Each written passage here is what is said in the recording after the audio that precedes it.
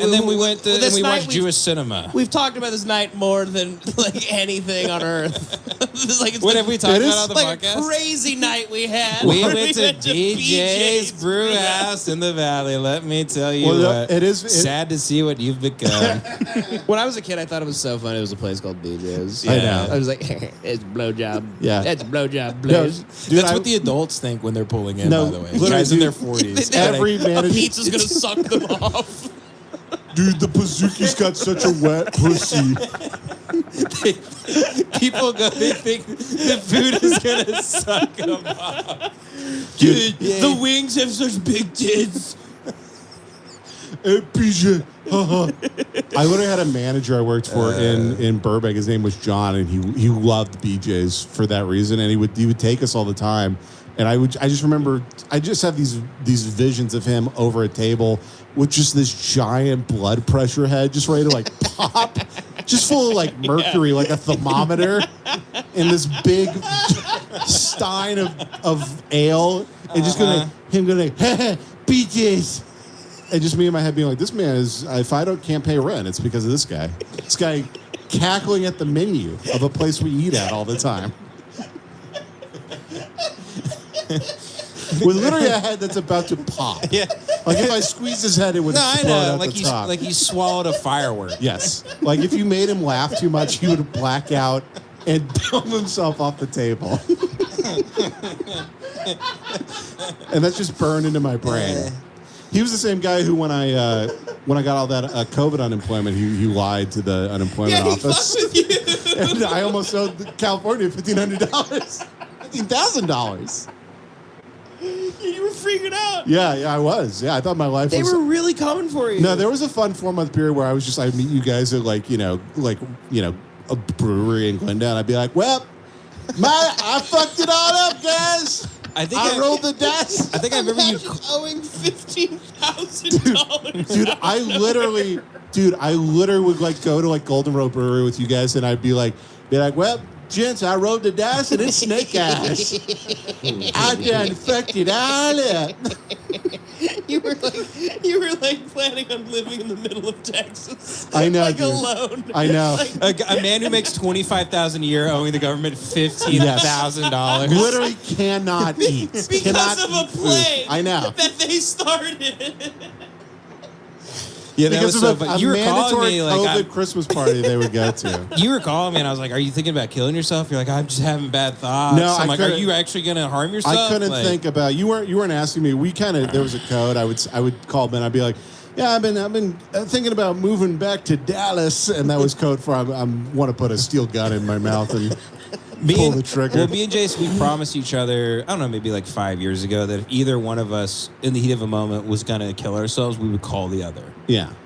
Really? This was an you'd be actual like, call? You call like, hey, I'm going to do it. Like, this is your chance now to like... You guys actually told each other this? Yeah. I mean, Yeah, we've been I think it dangerously was- close to killing I think ourselves. it was Ben was doing really badly, and it was more like, just kind of like, if anything, I think our friend had just killed himself, right? Oh, yeah. Yeah. Wait, was it? You guys had a friend that killed himself? I don't I thought it was know. after Bane.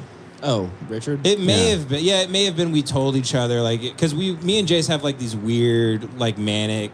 Maybe I'm projecting. I get manic and then I can have depressive moments. No, I'm golden 24/7. I don't care. I have a baby now. It's fine. I don't get sad. I love that you guys looked at a friend of ours killing himself, and you go, he's really breaking down barriers. like You know what? the glass ceiling is gone. Richard hanging himself is the best thing that ever happened to us. Oh fuck. Yeah, no, we're capable of very sentimental moments in the heat of the moment like that. I gave Jace my word that if I were to ever, but I haven't really thought about killing myself since I was close to killing myself when I was like 20. Like, were you I've actually only going to had- do something? Like you were standing on a ledge, or you were holding a gun, or we had these county roads behind our house in Tuscola, and I would go like 140 miles per hour down these like one lane, like running through stop signs, hoping I either hit a car or like a deer came out in front of my head and the car would just flip. And I would do that over and over, like trying to die. Yeah. I had a similar thing, yeah. I have some other stuff too about like thinking there were like demons in my house and stuff. I was like living alone. I wasn't talking to people for months on end. Like I driving gained fast, a bunch of weight, and I thought closing they were your like, eyes on the drive. Doing the Fight like, Club yeah, thing. literally like a gay, like the gayest. I was probably listening to "Where's My Mind" by the Pixies, and like, Imagine the amount of cops who pull up to a suicide and he's playing really hack music. They walk in, a kid's head is missing, and they're like, it's in rainbows. Fucking faggot. Just two Chicago cops. I mean, unfortunately, like a lot of people are close to killing themselves when they're like really gay and young and like Yeah. like because your brain doesn't know how to work right. Yeah, you're coming online really for the first time, and you're like, I don't know. It's like back then, it's like, oh, it's so quiet where Norton put the gun in his mouth, but it killed Brad. Like you're so gullible and susceptible to like stuff that's and especially me, with everything I was raised in and stuff. So like, I don't think I would ever I don't have think moments where I'd like kill myself. You or can't anything. now. Yeah, it's too late. It's too late. You'd be a real dickhead. You'd be like a horrible, genuinely awful person. We'd have to be. We'd literally be at your funeral, being like, I mean, I guess he's. I hope there's a hell and he's in it. He's a bad guy. You're like a bad person if you do that. You can't. Yeah, you have to literally wait 18 years before you can kill yourself. You have a prison sentence, but it's for being alive and making money. Dude, it would smell, if I blew my hat off, it would smell like masala in here. I'd paint the wall. It looked like an Indian kitchen. I run up to the stub of your neck and I pull out a fortune and read it. There's basmati rice falling out of my gut. Like a steamed pot of rice you poured on the floor. Yeah, it's like a soup dumpling came open. I love, like on Twitter, like a Anthony Bourdain quote will go viral, or he's like, "Eat in and out and enjoy drinks, and drink every drink every day, and eat in and out, and date a pedophile, talk to bodega owners, and then date a pedophile, and then kill yourself over there." But like, a quote goes viral all the time, and then like Black Twitter will pick it up, and then some black kid will be like, "Did this motherfucker kill himself? Why am I supposed to take advice from?" That's so funny. Yeah, I mean, it's very, very true and fair. Kind of honestly. is fair, yeah.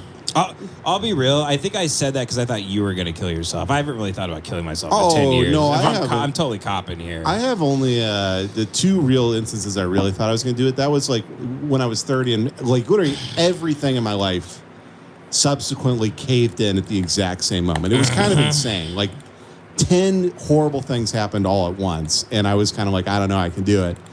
That was the only time I was thinking about it. And I was kind of more thinking I would be driving to my job in like fucking Santa Clarita, and I would just be like, I could like just kind of veer off the side of the mountain. You kind of had like Office Space, like suicidal thoughts. That's what's great you about never like planned